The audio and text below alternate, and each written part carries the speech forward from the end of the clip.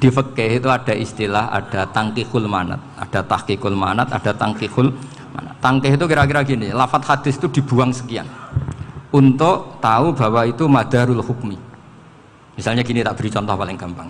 Sama harus paham, kalau nggak paham nggak pinter-pinter. Ja'a a'rabiyun ila Rasulillah sallallahu alaihi wasallam. Ya karena ini menghormati Mbah Ahmad Siddiq, saya orang alim, jadi ngaji ini tetap ada suasana alim. Ya harus ada suasana alim, nggak perlu jadi orang alim tadi, susah. Sudah ngedari susah itu pintar, sudah itu aja. Jadi orang alim susah, ngedari barang susah pintar, berarti orang tidak alim pintar. Nah, meskipun tetap sudah kita itu pegangi sampai mati nanti. Loh, jadi orang alim itu repot. Itu kata Imam Ghazali, kalau orang alim kalau mau masuk surga itu sama Allah nggak boleh, kif, kamu nggak boleh langsung masuk surga. Coba cari umat kamu, syafaati dulu. Nah, saya takut nyari sampean tidak bisa kembali. Saya tidak punya rencana itu. Pokoknya apa masuk. Golek sampean kuaduan balik raroh dewe, wah repot nanti saya.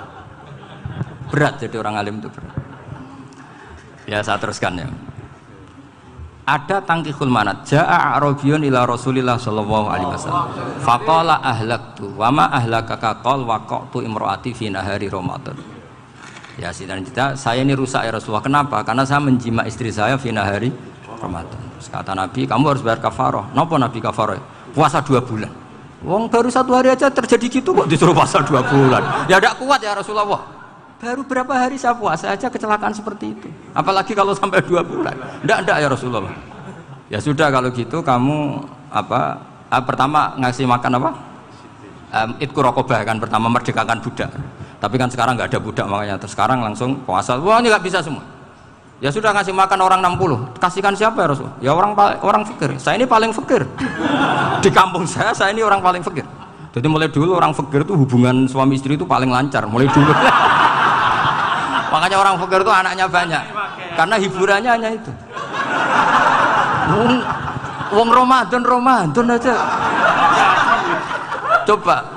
Mau ke ATM nggak punya uang, mau antri di bank nggak punya, mau apa coba?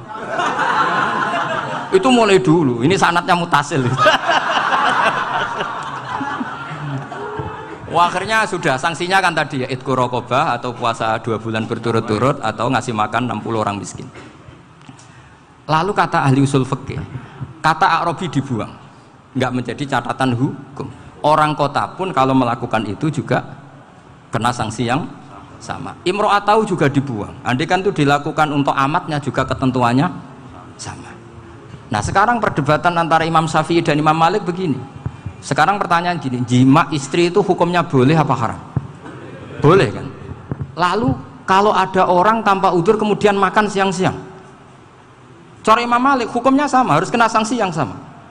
Karena sama-sama hadku hurmati Ramadan bi ghairi udzrin syar'iyyin. Sama-sama merusak hukum Ramadan tanpa udzur. Lu jima itu tidak zina kan hukumnya jais. Nah sekarang makan hukumnya jais, harusnya juga kena ketentuan yang sama. Cara pikirannya Imam Malik. Nah alhamdulillah Imam Syafi'i gak setuju. Wah cara setuju repot. Bahkan orang-orang Syafi'i sudah punya khilaf, kalau gitu minum dulu. Iya biar gak kena. Iya biar iftarnya pakai minum. Setelah minum baru jima kan. Ini sudah menyiapkan khilafnya. Itu ini khas Syafi'i ini, bongsong rekayasa hukum. Nanti bisa belajar jauh cara ngakali hukum. Makanya guyonan yang masyhur Gus Dur itu gitu. Ada seorang kiai atau Gus lah, ya punya salah, namanya manusia kan punya salah, entah cangkruk entah apa, pokoknya punya salah. Ada wartawan yang ngiranya semua kiai itu orang suci, sehingga tanya sama Gus Dur, Gus itu ada kiai kok, ya pokoknya salah lah. Tapi jangan bayangkan dosa besar, enggak, kecil-kecil aja. Itu gimana itu? Padahal kiai kan orang suci. Jawabnya Gus Dur lucu. Ya justru yang boleh salah itu para kiai. Kalau kamu nggak boleh. Loh, kok bisa Gus? Karena mereka tahu caranya tobat. Repot. Kalau kamu nggak tahu caranya. Sama pelanggaran hukum itu ya harus pakar-pakar hukum. Itu yang tahu caranya rekayasa. Kalau kamu ya kena pasal kan ya. Jadi kamu jangan niru saya ini punya sekian cara untuk nah, itu namanya khilaf. Makanya kata Sayyid Muhammad, kamu tidak usah anti khilah. Karena Abu Hanifah itu membolehkan khilah, kitabul khiyal. Yang penting kamu soleh dulu. Setelah soleh nanti Allah maklumi. Soleh dulu, syaratnya soleh dulu. Kalau tidak soleh jangan. Contohnya gini, ada orang mau puasa lemes sekali, mau makan. Gampang. Kalau langsung makan kan kayak hadku hormati Ramadan biwiri udrin sarian. Aku langsung mau jembera sowan Mbah Firjon. Sudah status saya apa? Musafir. Ya sudah, berangkat aja sampai Tuban makan. Nanti kalau nggak jadi ya nggak apa-apa sudah. Kan mulai pergi sudah musafir. Saya tidak tahu nanti malaikat tertarik gebuki nggak tahu. Tapi itu ada khilahnya, asal soleh. Karena kata Sayyid Muhammad dan semua kitab mengatakan itu. Kalau sama nggak tahu ya kebablasan. Nabi Ayub, nabi yang terkenal Gudiken itu siapa? Ayub ya. Nah, itu yang Israiliyatnya akan seru lah. Gudiken dikukur bek kreweng itu terlalu lah kalau itu. Untuk kreweng konti ning Arab ora ono kreweng itu sudah masalah itu. Singkat cerita, Nabi Ayub ketika diasingkan kaumnya itu kan nggak punya sumber makanan. Lah orang lelaki itu mulai dulu egois. Istrinya Nabi Ayub itu cantik sekali, udah cantik, rambutnya bagus. Makanya kamu nggak usah tanya kenapa istrinya kayak banyak yang cantik. Ya, nah warasatul anbiya nggak boleh gitu. Kalau nggak cantik ya warasatul anbiya dari segi balak. Istrinya Nabi itu semuanya cantik. Nggak usah tanya sebabnya apa, pokoknya gitu, semuanya cantik. Singkat cerita, beberapa kali istrinya Nabi Ayub itu kerja demi bisa nafkahi Nabi siapa? Suatu saat itu tidak ada pekerjaan yang cukup untuk beli roti. Satu-satunya peluang dapat rezeki itu putrinya raja itu rambutnya berondoli. Terus ada sayembara siapa yang rambutnya bagus mau dibeli. Sampai rambutnya istrinya Nabi Ayub itu dijual. Nabi Ayub tersinggung karena itu mengurangi kecantikan. Jadi lelaki mulai dulu gitu. Udah nggak urun kalau istrinya nggak cantik itu komplain. Itu khasnya lelaki. Jadi kalau kamu gitu ada sanadnya juga, tenang saja ya. Komplain ya pegawaian itu. Saking mangkelnya Nabi Ayub terus ngendikan la adriban naki mi'ata sautin. Kamu akan saya pukuli dengan mi'ata sautin atau dengan 100 cambukan. Atau mi'ata dikhtin atau mi'ata apalah sesuai konteks zaman itu. Engko nak muni pecut tuku konti kok ribet lagi. Singkat cerita akhirnya ketahuan bahwa istrinya menjual itu demi Nabi Ayub. Allah nggak ridho kalau kekasihnya yaitu istrinya Nabi Ayub wis perjuangan kayak gitu malah kena hukuman. Tapi Allah juga nggak ingin kekasihnya yang bernama Ayub melanggar sumpah. Padahal beliau sudah sumpah, wallahi demi Allah nanti tak pukul dengan 100 kali. 100 kali dengan lidi lah misalnya, contoh yang gampang tuh lidi. Akhirnya sama Allah dikasih satu solusi. Wa khud biyadika dikhtan fadrib bihi wala tahnas. Ya sudah, lidi itu ikat jumlahnya 100. Terus pukul sekali saja. Anggap saja sudah 100. Iku pangeran sing wari ngakali ngono iku pangeran. Tapi syaratnya soleh. Syaratnya soleh. Jadi kalau kamu anti khilaf berarti anti ajarannya Allah di ayat itu. Wa khud biyadika dikhtan fadrib bihi wala tahnas. Itu dulu ada, ini cerita di Ithaf, ini cerita terakhir, ini sudah, sama jangan nama sudah.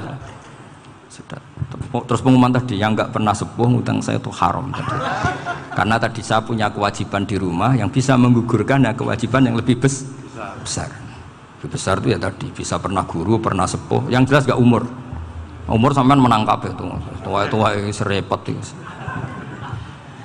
Ada raja itu ganteng kaya, senengannya nikah perawan cantik. Oh, itu semua kampung mesti kenal. Mungkin digilir atau gimana pokoknya. Suatu saat ada pemuda suka sama perempuan yang di kampungnya, cantik sekali. Kemudian pemuda ini ternyata pekerja di kerajaan itu. Tiap hari ditanya, wah itu yang di kamu yang cantik siapa? Mau saya nikahin gini. Wah bahaya ini saingannya raja. Jadi yang dibidik pemuda tadi itu saingannya. Si raja ini orang yang namanya raja kan gengsinya tinggi. Kaifatang kihuha wa qad ra'aitu qad qabbalaha rajulun. Kok boleh kapi? Saya tuh pernah melihat dicium lelaki. Wah, gak mau. Gak gelem, kadang ditambung lan waqat qabbalaha rajulun. Saya pernah melihat sendiri qabbalaha rajulun, dicium oleh lelaki. Wah, sudah gak minat raja langsung. Gak keren. Suatu saat pemuda tadi nikahi perempuan itu. Rajanya marah-marah. Kamu lelaki gak punya harga diri gini. Gak punya selera, gak punya harga diri. Sudah pernah dicium orang kok tetap dinikah. bilang ke raja, ta'rif manir rajul, lelaki itu siapa? Abuha. Kamu tahu lelaki itu siapa? Sopo? Abuha, bapaknya. Saya kan hanya bilang rajulun, pernah dicium lelaki. Lah pikirannya raja lelaki kue-kue ngene iki. Tapi butuhnya canom mau rojo ben gak sido, itu aja tuh. Baru kayak digulirkan gitu, wakot kebalah rojulun. Wah nggak mau. Setelah itu suatu saat pegawainya tadi nih kayak perempuan. Kamu nggak punya harga diri gini. Kamu tahu mandir rojul apa abuha? Wah nak ngono aku gak apa-apa. Lah monggo sakniki wis bojo kula. Ora trimo wis diambung wis macam-macam. Lah itu namanya khilah. Apa? Khilah. Kalau di Balawa disebut tauriyah atau apalah. Tapi saya tidak ngajari sampean seperti itu. Sudah pinter sebelum saya ajarin. Bangsa ngakali kan sudah pinter.